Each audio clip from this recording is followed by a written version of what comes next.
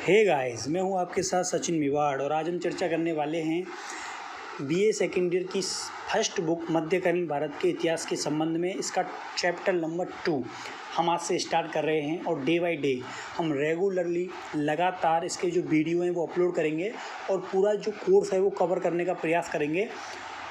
आप लोग भी रेगुलरली PDF जो इसके डिस्क्रिप्शन में जो चैप्टर होगा वो दे दी जाएगी, उससे आप लोग आसानी से अपनी नोटबुक तैयार कर सकते हैं। मेरा खुद का मानना ये था कि लॉकडाउन चल रहा है और जब भी ओपन होगा, कब होगा किसी को नहीं पता, सितंबर अक्टूबर में, तो आप लोगों का कोर्स काफ़ी पीछे रह जाएगा, क्योंकि पूरे सत्र में भी कोर्स बहुत मुश्किल से जाके पूरा होता था। अगर आधा सत्र भी लॉकडाउन की वजह से ख़राब होता है तो आपकी जो पढ़ाई है वो बेकार होगी। और जब भी कॉलेज ओपन होंगे तो गवर्नमेंट तो आदेश निकाल देगी। उसका क्या है कि आप एग्ज़ाम कराइए, बच्चा कहाँ से जाके वो एग्ज़ाम में लिख पाएगा। जब वो पूरी साल पढ़ता है तब जाके उसे कुछ समझ में आता है। अगर वो पढ़ेगा ही नहीं तो कहाँ से कुछ कर पाएगा। अगर परीक्षाएं नहीं भी होती, बहुत सारे छात्र ये सोच रहे हैं कि परीक्षाएं नहीं हो रही, आराम से पास हो रहे हैं, इससे कोई मतलब नहीं है। आपकी जो पढ़ाई है वो तो ख़राब हो ही रही है, ठीक है। जब भी आप आगे जाओगे तो ये पीछे की जो पढ़ाई है वो आपकी बेकार हो जाएगी। और इस लालच में ना रहें कि परीक्षाएं नहीं होंगी तो इसका मतलब ये नहीं कि हम अपना कोर्स ही पूरा ना करें। आपको रेगुलरली अपना कोर्स पूरा करना है, क्योंकि ये आपके लिए आगे के लिए फ़ायदेमंद रहेगा। और UGC जो है वो एग्ज़ाम के लिए अड़ी हुई है कि एग्ज़ाम कराए जाएँ। मेरा भी मानना यही था कि एग्ज़ाम कराए जाएँ, क्योंकि इससे जो बच्चा पढ़ रहा है उसके लिए बहुत सारा फ़ायदा होने वाला है। एक ऐसा बच्चा जो पढ़ नहीं रहा है, एक ऐसा बच्चा जो पढ़ रहा है, उन दोनों के बीच में कोई अंतर नहीं रहेगा। दूसरी बात यह है कि ये जो बच्चे प्रमोट हो रहे हैं उसमें बहुत सारे मापदंड अपनाए जाएंगे। तो एक बच्चा जिसने फर्स्ट ईयर में अच्छे से पढ़ाई नहीं की, वो सेकेंड ईयर में करके अपनी परसेंटेज इंक्रीज़ नहीं कर पाएगा। उसे पिछले सत्र के आधार पर ही प्रमोट किया जाएगा, उसे फिर दोनों सत्र में नुकसान होगा। अगर उसकी परसेंटेज फर्स्ट ईयर में कम रह जाती है तो पढ़कर सेकेंड ईयर में नहीं बना सकता, अगर सेकेंड ईयर में कम रह जाती है तो पढ़कर फाइनल में नहीं बना सकता। तो इसलिए UGC जो है वो परीक्षा कराने के संबंध में फ़ाइनल के लिए अड़ी हुई है। लेकिन पॉलिटिक्स जो है वो ये चाहती है कि एग्ज़ाम ना हो कोरोना की वजह से। जो भी है, ये सारी चीज़ें अलग हैं, ठीक है।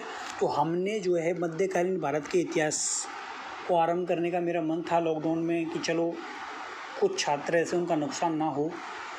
और पता नहीं कॉलेज से कब ऑनलाइन क्लासें आरंभ होती हैं, आप लोगों की नहीं होती, वो अलग विषय है, ठीक है।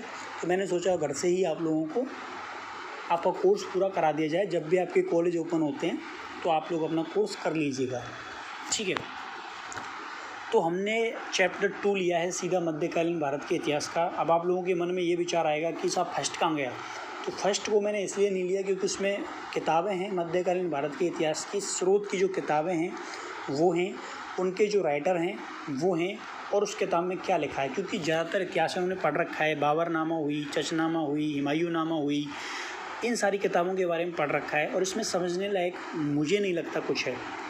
20 किताबें हैं, उनके राइटर हैं और उसमें क्या क्या दिया हुआ है। तो आगे जाके अगर समय मिलेगा तो हम करा लेंगे।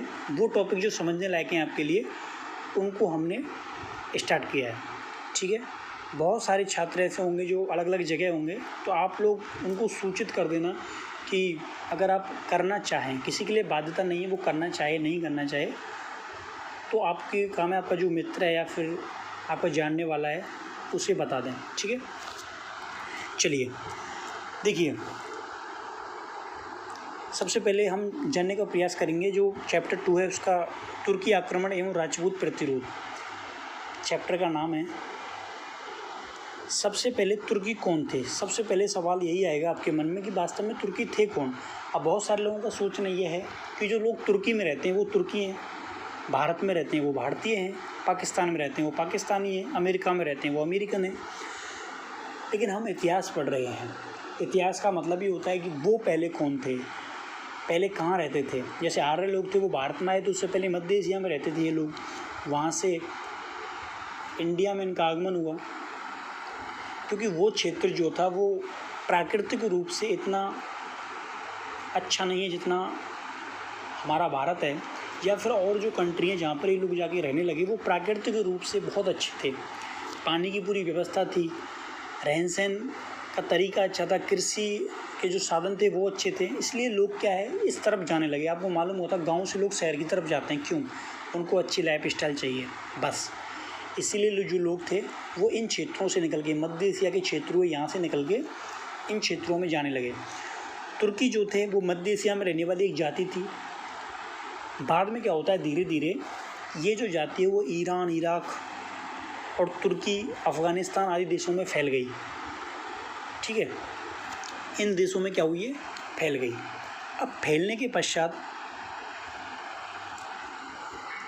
इन्होंने क्या किया, भारत के संबंध में उसकी जो रणनीतिक महत्व है उसको इन लोगों ने समझा और सोचा क्यों ना हम भारत पर आक्रमण करके भारत में प्रवेश कर जाएं। तो सबसे पहले भारत पर जो आक्रमण इन लोगों ने किया, लेकिन आप लोगों ने भारत का मैप देखा ही होगा, सबसे पहले जो क्षेत्र पड़ते हैं उस समय सिंध, काबुल, पंजाब, इन क्षेत्रों पर सबसे पहले आक्रमण होता था।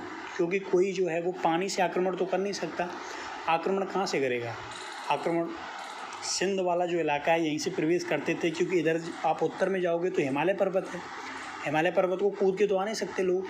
तो उस समय सिंध वाला जो इलाका है यहाँ से आक्रमणकारी क्या थे, प्रवेश करते थे। अब देखिए सिंध की बात आएगी तो हम सिंध की हिस्ट्री को समझने का प्रयास करेंगे। अगर मैं सीधा ही सिंध के राजा को युद्ध में उतार दूंगा तो बहुत सारे लोग हैं उनको हो सकता है परेशानी हो। देखिए सिंध पर सासीराम प्रथम का अधिकार था। ठीक है, उस समय जिस समय अरब के लोगों ने आक्रमण किया, सासीराम प्रथम जो थे उस समय के राजा थे। बस आपको याद रखना है सासीराम प्रथम राजा थे। अब देखिए ये हर्ष के समकालीन थे। अब आपने फर्स्ट ईयर में हर्ष को पढ़ा ही होगा बराबर।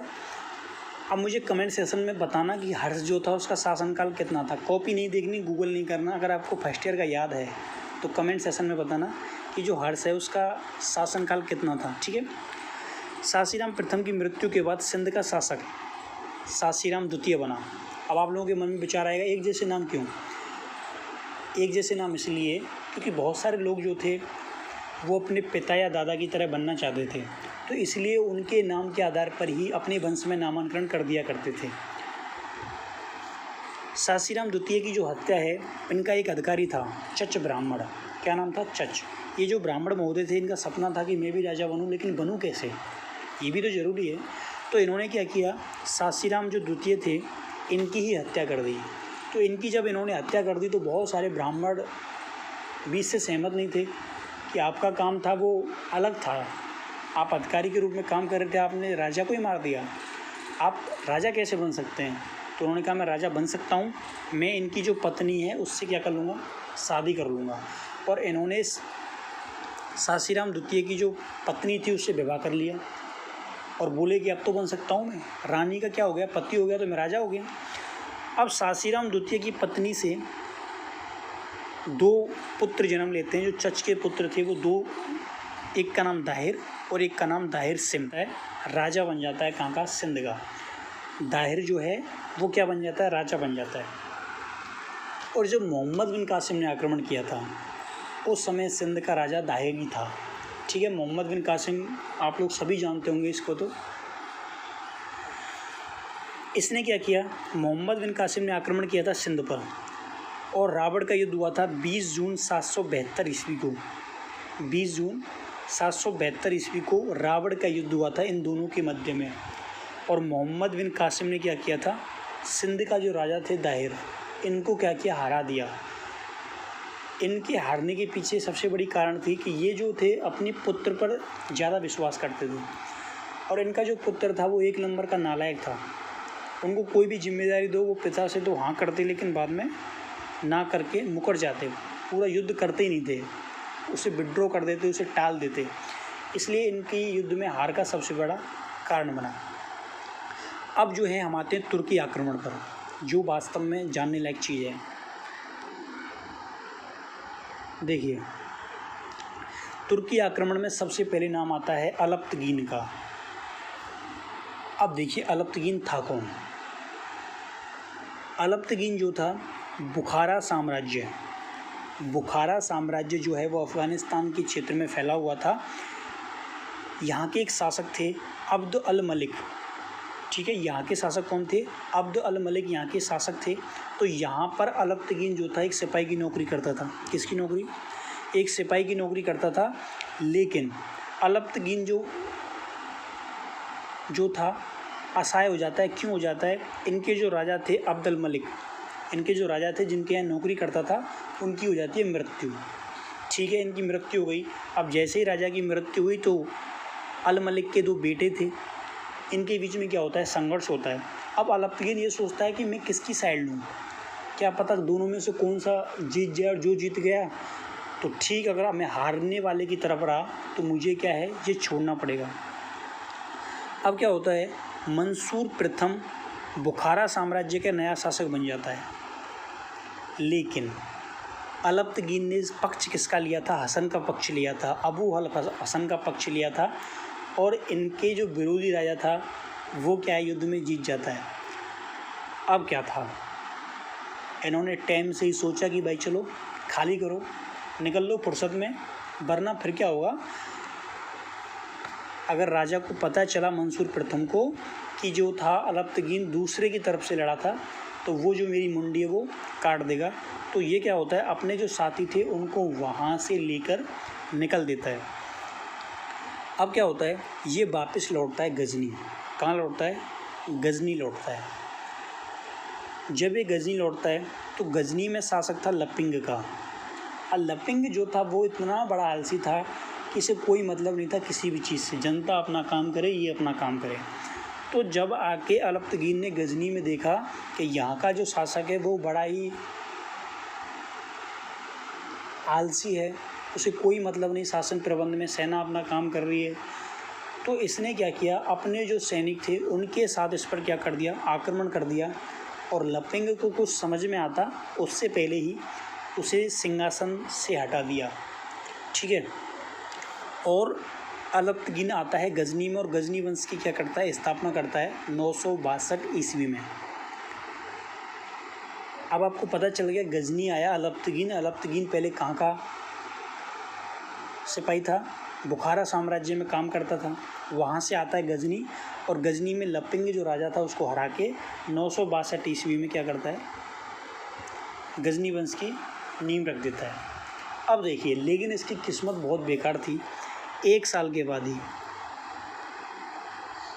1 वर्ष के बाद ही क्या होता है, इसकी मृत्यु हो जाती है 963 में। 962 में राजा बना, 1 साल ही इसने सुख भोगा और बेचारा क्या होता है, मर जाता है।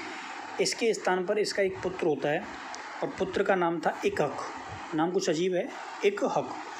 तो ये क्या होता है, राजा बन जाता है। लेकिन 3 साल के बाद ये भी एक बीमारी के कारण क्या होता है, मर जाता है।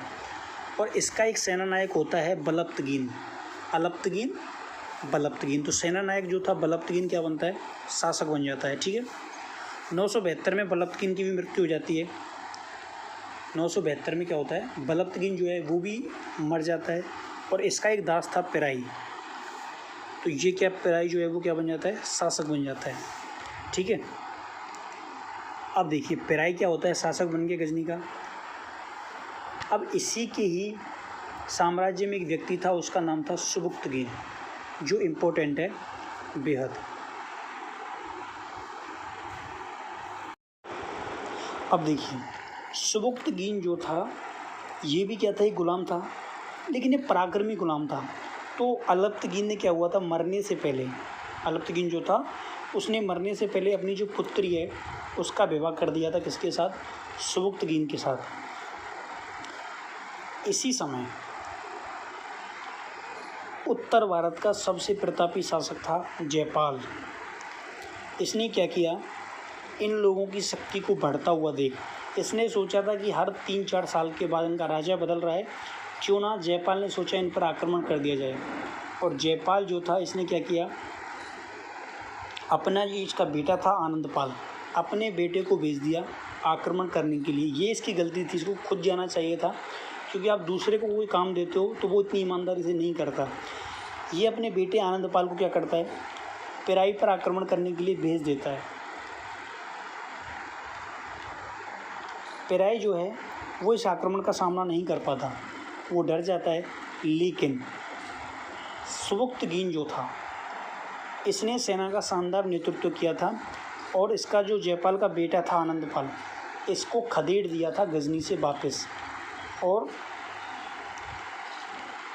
ये क्या है, आनंदपाल अपनी सेना जो है वो वापस लेकर आ जाता है और पिताजी को बोलता है कि मैं उसको नहीं हरा पाया। तो उसने पूछा कि पिराई को तुम नहीं हरा पाए? तो उसने कहा पिराई नहीं, वहाँ पर एक और है, सुबुक्तगीन। वो उनकी तरफ से क्या कर रहा था, युद्ध कर रहा था। अब जैसे ही सुबुक्तगीन की लोगों में चर्चा फैली तो गजनी के लोगों ने क्या कहा कि ये जो पिराई बैठा है इसको गद्दी से हटाओ, और इसको क्या किया, गद्दी से हटा दिया। और 977 ईस्वी में सुबुक्तगीन जो है वो राजा बन जाता है। और जैसे ही ये राजा बनता है अपनी विजय साम्राज्य नीति का पालन किया और इसने खुरासान जो क्षेत्र है, काबुल, घाटी, सिस्तान, ये जो क्षेत्र हैं इनको क्या किया, अपने क्षेत्र में मिला लिया और अपने साम्राज्य का क्या किया, विस्तार कर लिया।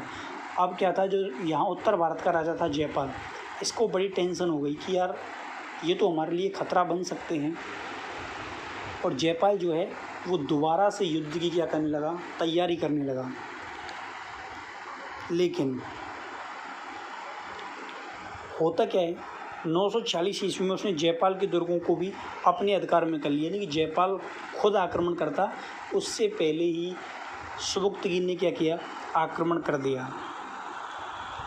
सुबुक्तगीन के आक्रमण को जयपाल समझ नहीं पाया और उसके बहुत सारे जो दुर्ग हैं उसके अधिकार में चले गए।